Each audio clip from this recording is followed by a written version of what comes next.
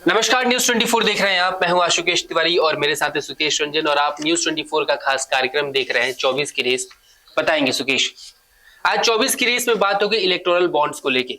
Supreme court में इसको लेके सुनवाई हो रही है। बताया जा रहा है कि ये मामला पिछले 8 सालों से लंबित है और इस मामले की सुनवाई अब शुरू हुई है। इस मामले में जो बेंच है उस बेंच की अध्यक्षता कर रहे हैं जस्टिस डीवाई चंद्रचूड़। और जब इस मामले के बारे में सुनवाई शुरू हुई, सबसे पहले तो एक छोटा सा आपको ये बात बता दो कि इलेक्टोरल बॉन्ड्स वो जरिया है जिसके जरिए आप पॉलिटिकल पार्टीज को चंदा दे सकते हैं। आप बॉन्ड्स खरीदते हैं बैंक से, फिर वो पॉलिटिकल पार्टीज को जाता है। लेकिन इसमें बात यह है कि जब आप बॉन्ड खरीदते हैं और आप किसी पॉलिटिकल पार्टी को चंदा देते हैं तो आपकी आइडेंटिटी अनोनिमस रहती है, यानी सीक्रेट रहती है। मतलब किसी को पता नहीं चलता कि किस पॉलिटिकल पार्टी को किसने कितना चंदा दिया है। अब इसी सीक्रेसी को लेके कई सारी याचिकाएं दायर की गई सुप्रीम कोर्ट में। उस पर सुनवाई चल रही थी और उस पर सुनवाई अभी भी चल रही है। माना जा रहा है कि 2024 के चुनाव से पहले ये वाली सुनवाई बहुत इंपॉर्टेंट होने वाली है।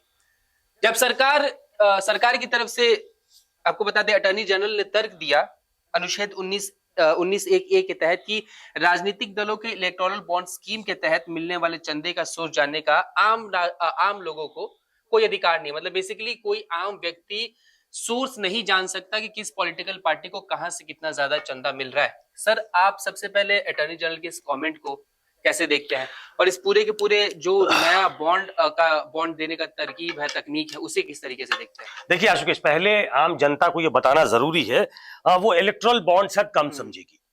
राजनीतिक वो समझती है राजनीतिक चंदा। जी।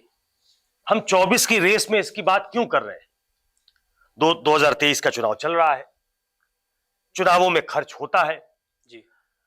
पॉलिटिकल पार्टी से लेके आम लोगों तक। पॉलिटिकल पार्टी तो ये चंदा लेती है, खर्च करती है, कैंडिडेट अपने पास से खर्च करता है, तो उन्हें तो जानकारी है कि उन्होंने क्या खर्च किया। जी। आम लोग भी ये समझने लगे हैं कि ये झूठ बोलते हैं जी। एक विधानसभा का चुनाव, ये शायद आजकल उसकी सीमा बढ़ाकर 28 लाख रुपए की गई है, अगर मैं गलत नहीं हूं। सब्जेक्ट टू करेक्शन है, आप भी चेक कर सकते हैं। सब जानते हैं कि इतने पैसे में कोई विधानसभा का चुनाव नहीं लड़ इन 5 स्टेट्स में चुनाव हो रहे हैं, 5 में से कोई लड़ नहीं सकता। तो राजनीति में पैसा सबसे ज्यादा इंपॉर्टेंट है जी। और इसीलिए यह बहस जरूरी हो जाती है कि आखिर किसको कितना चंदा मिलता है, चंदा देता कौन है, जो चंदा देता है वो बदले में चाहता क्या है, जी। इसमें क्विड प्रो को है क्या। आमतौर पे भी लोग समझेंगे कि कुछ तो गड़बड़ है। कोई धनाढ्य कंपनी किसी पार्टी को चंदा दे रही है तो बदले में कुछ तो चाहेगी। बिल्कुल। ये सेल्फलेस सर्विस नहीं है। नहीं है। अधिकतर चंदा देते हैं वो बिजनेस करने वाले लोग हैं, तो वो शुद्ध अंतःकरण से चंदा दें, राजनीतिक शुचिता को बनाए रखने के लिए चंदा दें, ये गले नहीं उतरती बात। इसीलिए इस बात पे बहस जरूरी है कि राजनीतिक चंदे का सोर्स जानने का अधिकार हमारा आपका है कि नहीं है। हमारे एक एक पैसे का हिसाब सरकार के पास है। ठीक। मैं टैक्स पेयर हूं जी। मैं लाख तिकड़म कर लूं या हमारा सीए कर ले, वो हमारी मदद नहीं कर सकता। बिल्कुल। हमें टैक्स देना पड़ेगा। हमने गाड़ी खरीद ली और कहीं डिस्क्रिपेंसी है हमारे स्टेटमेंट में, तो इनकम टैक्स का एक नोटिस आएगा कि आपने इतने पैसे की गाड़ी खरीदी है, कहां से खरीदी। अगर आपके अकाउंट में कुछ ऐसा पैसा रिफ्लेक्ट कर जाए जिस पे शक हो तो इनकम टैक्स का एक नोटिस आ जाएगा। पहले आपसे सीए पूछेगा भाई ये पैसा कहां से आया। तो हमारी एक एक पाई का हिसाब जानने का अधिकार सरकार को है, सरकार जानती है जी। लेकिन जब सरकार की तरफ से सरकार के सबसे बड़े लॉ ऑफिसर कोर्ट में ये कहते हैं कि आम लोगों को यह जानने का अधिकार नहीं है कि पॉलिटिकल पार्टी को कहां से कितना चंदा मिला, तो ये जो मतलब शुचिता, राजनीतिक शुचिता की बात की जाती है, ट्रांसपेरेंसी की बात की जाती है, उस पर बहुत बड़ी टिप्पणी है। बिल्कुल। और ये बताती है कि राजनीतिक दल, आज बीजेपी सत्ता में है तो वो कर रही है, कल कांग्रेस सत्ता में थी तो वो कर रही थी, इस मुद्दे पे मोटे तौर पे सभी एक है। इस इलेक्ट्रल बॉन्ड वाले मुद्दे पे कांग्रेस समर्थित किसी व्यक्ति ने ही याचिका डाली है जिसका कांग्रेस से संबंध है, तो वो इलेक्ट्रल बॉन्ड के इस पे खुलासा चाहते हैं। लेकिन इसके पहले कभी भी हमारे पॉलिटिकल सिस्टम को क्लींस करने के लिए उसकी उसकी सफाई हो, और सफाई कब हो? वो तब होगी जब राजनीति में खर्च किए जाने वाले पैसे पे रोक लगे, बिल्कुल पाबंदी लगे। आप कभी, अभी 5 स्टेट्स में चुनाव है, मैं भी जाऊंगा 2-4 स्टेट तो जाऊंगा, घूमूंगा। आप पॉलिटिकल पार्टी का कैंपेन देख लें, उनका चुनावी दफ्तर देख लें, वहां खर्च हो रहे पैसे का एक अनुमान लगाए तो आपको लग जाएगा कि इसमें कुछ ना कुछ तो गड़बड़ है। कुछ फैक्ट्स पे आते हैं आशुतोष। ये इलेक्ट्रल बॉन्ड कब आया? क्योंकि इलेक्ट्रल बॉन्ड पे ही बहस हो रही है। 2017 में मोदी सरकार ये लेके आई। क्या कह के लेके आई? कि भाई कहां से पैसा आ रहा है, कहां जा रहा है, इसका हिसाब किताब नहीं है, पारदर्शिता नहीं है, तो इसको पारदर्शी बनाया जाए। राज्यसभा में उनका बहुमत नहीं था। इलेक्ट्रल बॉन्ड किसके फेवर में जाएगा, इसकी सुगबुगाहट शुरू हो गई थी कि जो सत्ता में है लोग उसको चंदा देना चाहेंगे, पता भी नहीं लगेगा किसने कितना किसको दिया। तो मनी बिल के तौर पे सरकार इसको लेकर आती है। चलिए टेक्निकलिटी में नहीं जाते हैं, आम जनता के हिसाब से समझाते हैं। 2018 में ये नोटिफाई हो गया। 2018 से लेके 23 जब हम यहां खड़े हैं तो जो आंकड़ा है वो इलेक्ट्रल बॉन्ड का ही अगर देख लें तो 13,768 करोड़, अगर मैं गलत नहीं हूं, तो इतने का इलेक्ट्रल बॉन्ड, इतने करोड़ का 13,768 करोड़ का इलेक्ट्रल बॉन्ड खरीदा गया पॉलिटिकल पार्टीज का ने खरीद के लिए देने के लिए। इसमें किसको कितना गया मोटे तौर पे बता दूं, करीब 5,700 करोड़ के आसपास बीजेपी को गया अकेले। वो करीब 50% के आसपास होगा, 50-52%। 892 करोड़ कांग्रेस को गया। और ये मत समझिए कि जो रीजनल पार्टी है, जो इंपॉर्टेंट पार्टी है, उनको नहीं गया, वहां भी बिजनेस इंटरेस्ट है।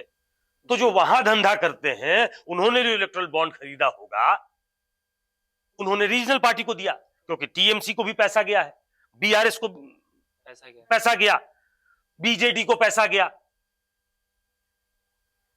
क्या दिखाता है ये? कि आप जितने ताकतवर हैं आपको उतना पैसा मिलेगा। ठीक है।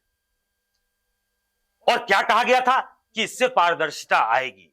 और अटॉर्नी जनरल क्या कह रहे हैं कि आम जनता को यह जानने का हक नहीं है, जनता पे छोड़ देते हैं कि उनको जानने का हक है कि नहीं है।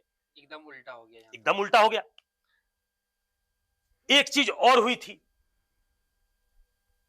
मैं वन गो ही सब कुछ बताता जा रहा हूं, आप बीच में पूछ लेंगे अगर जरूरत होगी। एक जमाने में मायावती की पार्टी पे आरोप लगा कि अरे भाई उनका सब चंदा 20,000 रुपए से कम है, वो डिस्क्लोज करने की जरूरत नहीं है। तो उन्होंने जो चंदा दिखाया 20,000 से कम, तो कहा गया कि इसको 2,000 करना है। 2,000 से ज्यादा अगर कोई चंदा देगा तो मेंशन करना पड़ेगा। ये इलेक्ट्रल बॉन्ड के इतर बात कर रहा हूं। ठीक है। बाकी चीजें लागू हो जाती हैं सरकार जो करना चाहती है, लेकिन आज भी 20,000 वाला ही मामला चल रहा है। वो 2,000 वाला मामला नहीं है कि आपको बताना पड़ेगा कि कितना पैसा किसने दिया। एक चीज और बता दूंगा, वो थोड़ी ग्लेयरिंग है और आंखें खोलती है। जो ये 13,768 करोड़ का इलेक्ट्रल बॉन्ड खरीदा गया, उसमें मार्च अप्रैल 2019 में ही चुनाव थे जी, उसका 26.5% जो है वो मार्च अप्रैल 2019 में खरीदा, मतलब चुनाव के वक्त। ये एक और घंटी बजाता है कि भाई 13,768 करोड़ का 26%, मतलब लगा लीजिए करीब 3-3,500 करोड़ रुपए होंगे। वो उसी समय खरीदे जाते हैं जिस समय चुनाव है। और क्या बताता है ये? और इस आंकड़े से ये भी हम जान लेते हैं कि इस जो लगभग 26% का कितना हिस्सा किसको गया होगा, ये भी डिनोट कर देते हैं। ये उनके बारे में पता नहीं लगेगा कि किसने दिया, लेकिन कितना पैसा आया, तो 5700 करोड़ जो है वो बीजेपी के खाते में आया है जी। बाकी पार्टियां चूंकि बहुत श्रिंक कर गई हैं, कांग्रेस का वो फुटप्रिंट नहीं रहा 2014 और 19 में, तो वो घट के 892 करोड़ रुपए आ गए जी। इसी तरीके से टीएमसी, बीजेडी, बीआरएस सबको पैसे मिले हैं, राजनीतिक चंदा मिला है। शायद वो भी नहीं चाहेंगे कि किसने दिया ये पता लगे। बिल्कुल। और पैसे और पैसे आ रहे हैं। बिल्कुल सर, यहाँ पे एक सवाल है। आपने बोला कि ये जो 13,600 कुछ करोड़ रुपए का जो आंकड़ा था, उसमें से लगभग 50 से 52% के आसपास, करीब 50% होगा मेरे हिसाब से, बीजेपी के पास गया था। ये एक आंकड़ा मेरे को मिला था जो बता रहा था कि 2016 से 2022 तक बीजेपी को जो चुनावी बॉन्ड से राशि मिली है। नहीं, चुनावी बॉन्ड 2016 में नहीं हो सकता, क्योंकि ये बिल लाया गया 17 में और 18 में नोटिफाई किया गया, तो 18 से 22 के बीच में लगभग 5,271 करोड़ रुपए का उसको बॉन्ड से पैसा मिला। अब ये दिखाता है कि ये जो पैसा है वो चुनावी बॉन्ड से जो भाजपा को पैसे मिले उसका 52% है, उसके अलावा भी उसको पैसे मिले थे। नहीं, वही तो मैं कह रहा हूं, ये 20,000 का जो कैप था सुकेश, कि 20,000 से ज्यादा अगर आप देते हैं तो आपको नाम बताना पड़ेगा, डिक्लेयर करना पड़ेगा कि आपने 20,000 रुपए दिए, इस पार्टी को दिए हैं। बिल्कुल। तो पॉलिटिकल पार्टीज ने ये रास्ता निकाला कि 20,000 दिखाना ही नहीं है, 19,999 दिखाइए। बिल्कुल। तो आपको बताने की जरूरत नहीं है। इसलिए अधिकतर पॉलिटिकल पार्टी जो स्ट्रक्चर्ड पार्टी है, उसने ये दिमाग लगाया कि हमको इस पचड़े में पड़ने की जरूरत नहीं है। इसको पारदर्शिक बनाने के नाम पे जो कहा गया कि 2,000 से ज्यादा अगर आप देंगे तो आपको बताना पड़ेगा, वो अभी तक लागू नहीं है जी। तो ऐसे में और सबसे इंपॉर्टेंट बात क्या है? सबसे इंपॉर्टेंट बात यह है कि आरबीआई ने क्या कहा इलेक्ट्रल बॉन्ड के बारे में। आरबीआई कहती है कि इससे मनी लॉन्ड्रिंग का खतरा है, कोई काला का सफेद कर सकता है। हमने 100 करोड़ का इलेक्ट्रल बॉन्ड लिया, हमने एक पार्टी को वो चंदा दे दिया, पार्टी ने 90 करोड़ आपको कैश में लौटा दिया। आपका पैसा सफेद हो गया। बिल्कुल, ये खतरा है। और ये हम नहीं कह रहे, ये आरबीआई ने कहा है। इलेक्शन कमीशन भी मोटे तौर पे यही बात कहती है। तो इलेक्शन कमीशन फ्लैग कर रहा है, रेड फ्लैग कर रहा है, आरबीआई रेड फ्लैग कर रहा है कि ये काले का सफेद होगा। और हम इस देश में ब्लैक मनी को खत्म करना चाहते हैं, हम इस देश में पारदर्शिता लाना चाहते हैं। तो पारदर्शिता आज सुकेश के बारे में तो हो, सुकेश के बारे में भी हो, लेकिन सरकार के बारे में, लेकिन सरकार से मत पूछिए कि आपको किसने कितना पैसा दिया। तो ये बड़ा सवाल खड़ा करता है कि क्या हमारी जो मंशा है राजनीतिक दलों की, वो पाक साफ है? वो पाक साफ नहीं है, ये स्पष्ट लगता है। सर, ये और एक तरफा हो जाएगा ना, जब मान लीजिए 52,000 आप किसी पॉलिटिकल पार्टी के पास लगभग 5,500 करोड़ रुपए हैं, वो सिर्फ इलेक्टोरल बॉन्ड्स हैं, उसके अलावा भी और चंदा आ रहा है। इतनी मतलब रिच पॉलिटिकल पार्टी आराम से किसी भी इलेक्शन को इन्फ्लुएंस कर सकती है, हर जगह पे इलेक्शन में अपने आप को और ताकतवर दिखा सकती है। लेवल प्लेइंग फील्ड नहीं होता भाई। अभी इसमें एक खतरा मनी लॉन्ड्रिंग का है, काले का सफेद होगा इसका है। इसमें पॉलिटिकल पार्टी जो है वो आर्म ट्विस्ट कर सकती है, इसका खतरा होगा। इसमें दूसरी पॉलिटिकल पार्टी जो सरकार के खिलाफ खड़ी है, उनको बहुत पैसे नहीं मिलेंगे तो लेवल प्लेइंग फील्ड नहीं होगा। ऑब्वियसली मोटे तौर पे जो सबसे बड़ी दिक्कत है वो ये है कि मतलब हमने जो कहा वो मान लीजिए। सीताराम केसरी कांग्रेस के कोषाध्यक्ष थे, जो बाद में अध्यक्ष भी हुए जी। सीताराम केसरी के बारे में एक कहावत थी कि जो खाता न बही, जो केसरी कहे वही सही। तो खाता बही नहीं, जो पॉलिटिकल पार्टी कहे वही सही। और इसमें यूनानिमिटी दिखती है। करीब करीब सभी पार्टियों ने पॉलिटिकल पार्टी को आरटीआई के एम्बिट में लाया जाए, जद में लाया जाए कि नहीं लाया जाए, इस पे बहुत चर्चा हुई। जब आरटीआई आया, राइट टू इंफॉर्मेशन था, आम आदमी को जानने का यह हक है, लेकिन पॉलिटिकल पार्टी आमतौर पे सभी, शायद लेफ्ट पक्ष में थी, नहीं तो सभी पॉलिटिकल पार्टी ने कहा कि नहीं, हमको आरटीआई से दूर रखा जाए। क्यों भाई, आरटीआई से क्यों दूर रखा जाए? सही बात है। ऐसी क्या इंफॉर्मेशन सीक्रेटिव है जिससे आप बचना चाहते हैं? लेकिन इसमें एका है, इसमें एकता है पॉलिटिकल, इसमें बीजेपी कांग्रेस में भी मतैक्य नहीं है, नहीं मत भिन्नता नहीं है, मतलब मतैक्य है। तो ये आपको दिखाती है कि राजनीतिक दल और पॉलिटिक्स, राजनीति in itself, politics in itself, उसमें पैसे का बहुत बड़ा खेल है। बिना पैसे के राजनीति मुश्किल है। बिल्कुल। अब चूंकि वो हिट कर रहा है ऐसी पार्टियों को जो बीजेपी के सामने बहुत छोटी हैं, तब अब वो चाहते हैं, कांग्रेस अब कह रही है कि भाई हम तो ये बता नहीं सकते, एसबीआई बता दे कि हमको किसने चंदा दिया है, हम तो तैयार हैं इसके लिए। आप तैयार इसलिए हुए क्योंकि आप इसके विक्टिम हो रहे हैं। अगर वो लेवल प्लेइंग फील्ड होता, आपको भी उतना चंदा मिल रहा होता, तो आप इस पक्ष में नहीं होते। बिल्कुल। लेकिन सभी सरकारें, चाहे वो कांग्रेस की सरकार थी, उनका ये था कि टैक्स नेट बढ़ाना है। बहुत कम परसेंट लोग जो है वो इनकम टैक्स भरते हैं, उसको, उस नेट को बढ़ाना है, उस सीमा को बढ़ाना है। ये चाहे चिदम्बरम फिनांस मिनिस्टर थे तब भी चाहते थे, ये आज सीतारमन फिनांस मिनिस्टर है तब भी चाहती है, अरुण जेटली महरूम हो गए अब, लेकिन वो भी चाहते थे टैक्स नेट बढ़े। लेकिन पॉलिटिकल पार्टी का चंदा किसी को पता न लगे, ये मोटे तौर पे सभी पार्टियां चाहती है। और आखिर में एक बात और कह देता हूं कि इसका सबसे बड़ा खतरा, जिसकी तरफ भी इशारा करते हैं लोग, कि जो पैसा आ रहा है वो कोई डूबियस कंपनी तो नहीं है, हमारे लिए सिक्योरिटी थ्रेट तो नहीं है, टेरर वाली कोई ऐसी ऑर्गेनाइजेशंस तो नहीं है जो आपको फंड कर रही है, जो इलेक्ट्रल बॉन्ड खरीद रही है। इसका भी विपक्ष की तरफ से ये बार बार मांग उठी है। और ट्रांसपेरेंट पॉलिटिक्स के लिए सब कुछ जरूरी है कि आपको पैसा कहां से मिल रहा है, कौन दे रहा है।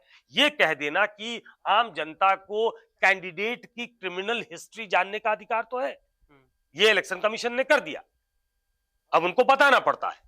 लेकिन ये जानने का अधिकार न होना कि किस पार्टी को कितना पॉलिटिकल चंदा किसने दिया है, इसको लीगैलिटी में, टेक्निकलिटी में उलझा दीजिए। लेकिन 100 बात की एक बात यह है कि कोई भी पॉलिटिकल पार्टी खुद को जो चंदा मिलता है उसको सार्वजनिक किए जाने के पक्ष में नहीं है।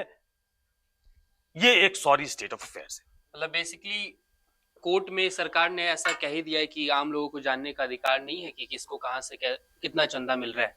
बट आज जो सवाल उठे हैं कि कौन चंदा दे रहा है, कौन सी वो अनोनिमस बॉडी है, क्यों, कैसे इतने ज्यादा पैसे एकदम से बहने लग रहे हैं, इलेक्शंस फेयर नहीं होना, ये बहुत सारे सवाल खड़े करता है, जो कि हमारे डेमोक्रेसी को भी ऐसे कह सकते हैं खतरे में डाल सकता है। और आने वाले टाइम में क्या हो सकता है, ये देश के लिए थ्रेटिंग भी हो, ये देखने वाली बात होगी। फिलहाल सुप्रीम कोर्ट में सुनवाई चल रही है, देखते हैं सुप्रीम कोर्ट इस पे क्या कमेंट करते हैं। सुप्रीम कोर्ट की तरफ से अभी कोई कमेंट नहीं आया, अगर कोई कमेंट आएगा तो हम आपको उसके बारे में बताएंगे। फिलहाल इस वीडियो में इतना ही।